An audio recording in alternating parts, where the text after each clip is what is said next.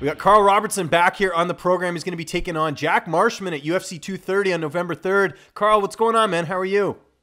I'm good. How you doing? I'm doing very well. Now, I understand you got some family time today, going over to your nephews who were telling me off air. Is Saturday sort of like a day to just use as a rest day or a family day? How does Saturdays normally look for you?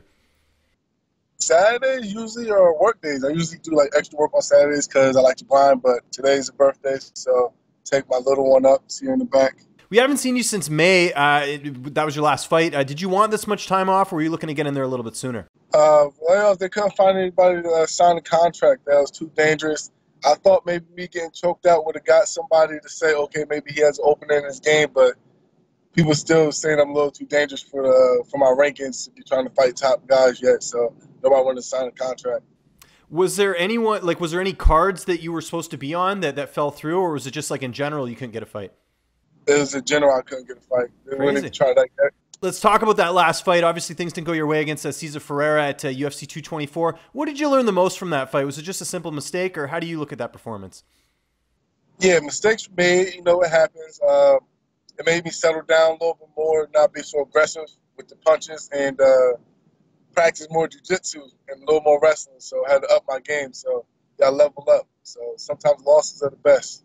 Was there any advice that you got after the fight that really stuck with you after that matchup? Maybe like a mentor or a teammate or something? Anything they said to you? Because this is just your first loss in professional fighting. Yeah, my brother and coach, wrestling coach Corey, he kind of gave me some advice. Is we're gonna keep it between me and him, but you know what he said, and that really stuck with me, and that let me focus more and relax my mind and help me change levels on a lot of things. Okay, that's good to hear. Now let's talk about your opponent, Jack Marshman, 22-7 record. How do you feel like you match up against him? It's a good matchup for me because he likes to stand. He got a little bit of catch wrestling, but I've been doing my wrestling, so I'm not worried about that. He's a boxer, but he's not like the bite down on your mouthpiece type of boxer. He's the flutter, float around, try to outpoint you type. That's great. And you've had a bit of notice for this fight, so I imagine you got a full training camp in? Yeah, full training camp, weight's good, everything's going good pretty much. Like, I can't be any happier with how everything's going. Has it just been business as usual as far as training camp and training partners, or have you switched anything up this camp? It's been business as usual. Business as usual. I picked up more of my wrestling, more of my jiu-jitsu, and tying up with a lot of my striking, a lot of aspects of my striking I needed to. But it's been business as usual, having fun, keeping it spicy, as I say. Okay. And what about training partners? Who are some of the guys that you're working with for this camp? My training partners are Corey Anderson, David Branch, and Rex Harris. Branch fighting on the same card I'm fighting on. Corey got the #1 contender fight coming up December 28th, and Rex Harris fighting for the PFL $1 million tournament middleweight. So got a whole lot of monsters training with, and they've been trying to tear my ass up. So I'm happy with that. Yeah, and how much easier is that, just having teammates fighting at the same time? So I'm sure you guys are all getting ready and at the same time and everything. It's actually real easy because we're all going through the same process, all going through the same grind, so we're all in the same mind state. So we're always there for each other, keep pushing to that next level, so we all get better and all. But pretty much all just get better at the same time. All start to peak at the same time.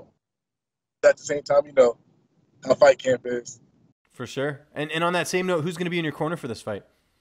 Cezar Ferreira, Brian Wright, which is my head coach, and Corey Anderson, my wrestling coach. Nice. And how do you see this fight playing out on November 3rd? Are we going to see another finish? Yeah, I'm looking. I'm always looking for the finish. That's just I'm always looking for the finish. But it's gonna be a massacre. Going out there with the chip on my shoulder because I feel like I'm getting overlooked as one of the new prospects coming out. People start to look past me, and I feel kind of disrespected to make a statement. And unfortunately, he's the guy who has to get the statement made on him. So I'm going to go out there looking to hurt him. You talked about the layoff off the top. Are you looking to get a quick turnaround if you come out healthy of this fight? Yeah, if I come out healthy, I'm looking for a quick turnaround. I'm looking for like the top 15. I want someone who's fighting on my card now, or I heard Till's coming up, trying to come up to 185. I'd love to welcome him to the new weight division. I'm just looking for good fights, man. Good fights and big fights. People who stand and people who actually want to fight, not point fighters. I want someone who actually wants to fight. And last question before we let you go here. What are you watching on Netflix right now? What's getting you through training camp on TV? We watching Big Mouth right now. Big Mouth is super crazy, funny as hell. In the office.